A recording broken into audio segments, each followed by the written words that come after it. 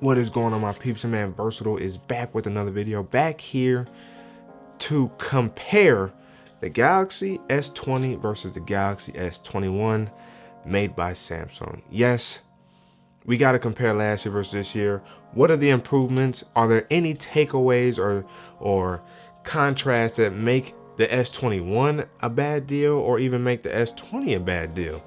Well, we're about to get into this video right now. So before we do, if you guys haven't already, make sure you guys ignite the like button, subscribe to the channel, hit that notification bell so that way you never miss my videos. Then we can sit back, chillax, and see what's cracking. The S20 versus the S21. I thoroughly enjoyed using the S20. They're both the same size at 6.2 inches. They're about the same width. Yeah, about the same width. The internals, of course, are different in terms of the processor and the graphics or the GPU. You know, you got the 865 plus, and then you got the 888. Both are 5G. This one has better 5G technology in the S21. They both come in 128 and 256 gigs of storage. Both of these are 128. Did I have any problem with storage? No, I did not. But in terms of the physical appeal of the S20 and the S21, I certainly find myself drawn to the S21 way more than the S20. And that is simply because of the back. The sky blue was a bad choice for me in my opinion, but even the gray from last year was not going to be that great either. And that's because it was glossy. Samsung won me over with the Z Flip, the Mystic Gray, which is like a frosted color, matted, hides fingerprints. And that's something that really drew my attention, which is why I went for the same color on, or a very similar color in the Phantom Gray on the S21. So for the takeaway for me, if it's a color thing and you don't prefer glossiness, go for the S21 series because all of them are matted in some way, shape, or form.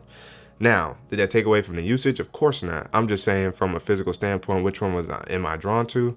The S21. As you can see, the camera modules are also different. The camera modules on these, the S21 again is much more appealing and attractive than the S20. The cameras are also relatively better or improved, you know, via the software. But the camera, the actual camera hardware really didn't change between the two. They both house a 12 megapixel wide, 12 megapixel ultra wide, and a 64 megapixel telephoto. Now, in terms of the screens, of course, screen technology continues to improve, even if it's very incrementally, year after year. So you will get the better screen on the S21 versus the S20. Now, does the S20 have a bad screen? Absolutely not. It's a Samsung panel. You will not have any issues with screen technology, display technology. They both have HDR10 as well. Now, this one does have QHD on here, but you can't run it with 120 hertz display. Whereas on here, the max is 1080p at 120 hertz. So you're not losing anything if you decide to run 120 hertz because they both run at 1080p. It looks very good. The difference between the 120 hertz technology though is this is adaptive, which means it can range between 48 hertz and 120 hertz when it needs to. And this is a steady 120 hertz. To me, I probably prefer the steady 120 hertz over the variable refresh rate, but I can see in terms of battery where that actually improves the usage over the phone and over the course of the day, over a steady 120 hertz. But with me, battery is never an issue, so I prefer to just have the option to just run it constantly or consistently at 120 hertz. One of the other things that's physically different between the two is the back. Again, not just the color, but the materials. It's Gorilla Glass 6, I believe, on the back for the Samsung Galaxy S20, whereas you get polycarbonate on the back for the S21. To me, not a big deal. The phones still feel relatively the same. Of course, there'll be a little more weight with the S20, but it's not a ton. And with this being polycarbonate on the back, you feel much more comfortable using this phone naked or bare straight out the box and not having to really worry about too much because it will withstand more damage than glass. Glass will shatter or can be prone to shatter and or crack, scratch, this and the third, whereas here at most maybe the paint fades. So that's something we're going to be on the lookout for sure as well in terms of the polycarbonate back on the S21. But to me, it's not enough of a deal breaker to choose the S20 over the S21. The S21 is a more superior phone than the S20. Why is that? Price. $1,000, although now you could probably find this for $800, and this phone starts off at $800. So if they're selling this phone at $800 and you can get this phone for $800, go for the S21 anyway. Now, I don't know if you guys got to take advantage of the pre-order deals that they had going on for these two phones. Oh, well, for this phone anyway, but you could have saved yourself $700 by getting the 128 gigabyte version of the S21 by trading in an S20 or basically last year's phone. Now, what else is nice and or different about the phones? Well, the curved displays. Yes, the S20 has a curved display, or slightly curved display. They definitely toned it back, and you've been noticing they've been toning it back each year. And it's not bad, but it's still noticeable where it can feel like it gets in the way. Now, aesthetically, looking at it, it looks amazing, looks beautiful. But using it can be annoying from time to time, and using Samsung's Good Lock Edge Touch can help alleviate using the edges. But also just holding it, I think the curved display can just be annoying. Whereas with the Galaxy S21, Samsung has finally opted for a flat display, which to me adds to the value of what the screen actually looks like when you're using it and when looking at it. One of the things that consistently runs through my mind when I use the S21 is the Essential phone. The Essential phone was one of the very, or if not the very first phone to go with the punch hole at the top with a flat, clean display, and that's what we get here. And for some reason, it just reminded me of the Essential phone, just with a better screen, of course.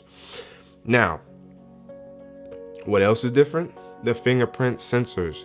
This one is smaller on here, thus why people seem to have issues using the fingerprint sensor on the Galaxy S20. The S21 houses a larger fingerprint sensor, so it should alleviate fingerprint sensor matches or readings and should scan your finger faster. Now, I don't know if I can show you guys on screen here, but I'll probably do it, of course, in B-roll. But you'll see that the S21 is slightly faster. Is it noticeable?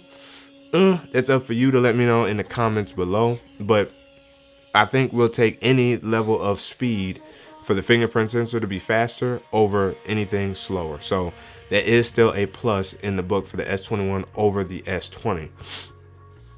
Now, when you consider those changes, when it comes to the physical body, when it comes to the color choices, when it comes to the internals, when it comes to the actual features in terms of security, it does not make the S20 a bad phone still. It's just that the S21 is more superior, and that's why I like it over the S20, is that all those subtle changes is what drew me to the S21, and I have had no regrets since I'm trading this bad boy in.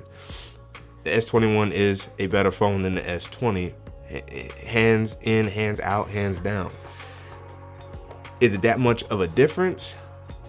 I say it's enough of a difference for you to spend your money on the S21, especially given the price that it's at. The S21 Plus comes in at $1,000, and the S21 Ultra comes in at $1,200.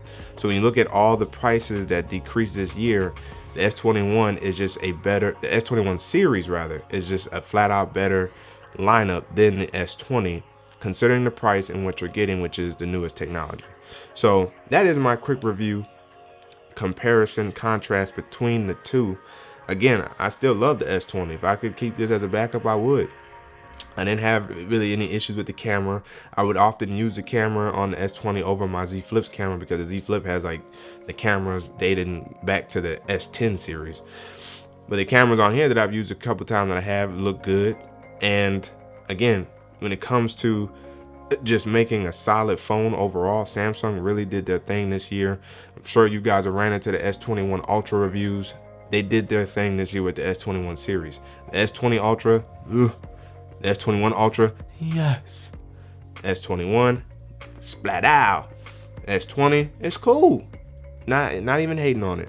But yes, just in terms of 5G also, I know I've only touched on it here and there, but this aggregates sub 600 with the 2.5 gigahertz, especially with T-Mobile, and it has some level of millimeter wave tech, I believe.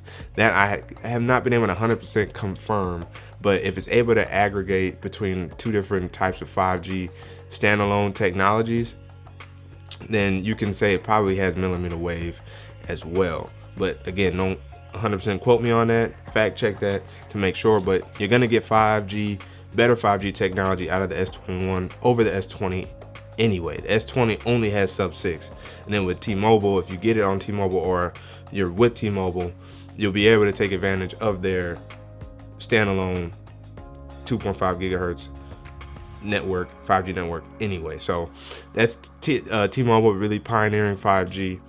But 5G is going to be better in here. Again, everything is going to be overall better in here, and the screen is gorgeous. And I use my screens on natural because I don't need all that vividness. So again, which are you choosing? Which are you using? Which would you go for? Let me know down in the comments section below. But again, and before I do finish this, one other big difference between the two is that with the S20, you will receive a charger in the box, whereas with the S21 you will not receive a charger in the box. I know some people are making a hoopla about it. I will say for me it's not a big deal because Samsung at least provided us with a solid charger last year and the year before that. The S10 and the S20 gave us at least 15 watt plus chargers in the box. Now the S21 can charge at 25 watts, so if last year's charger was also 25 watt, which I believe it was, because the big deal last year was that if you wanted additional charging, such as 45 watt, I believe the phones could still handle 45 watt, but you definitely was going to get it in the S20 Ultra. So I believe that last year's charger was was a 25 watt charger, and then with the S10 series I believe it was at least a 15 watt charger. So take that for what you will, but Samsung at least has gone out their way to give us the best charger that they can without hurting themselves in terms of giving us like the ultra superior. Hopefully they learn from Oppo and OnePlus and Xiaomi and give us like the bread and butter of the chargers to optimize battery life or battery charging for our phones in the coming future.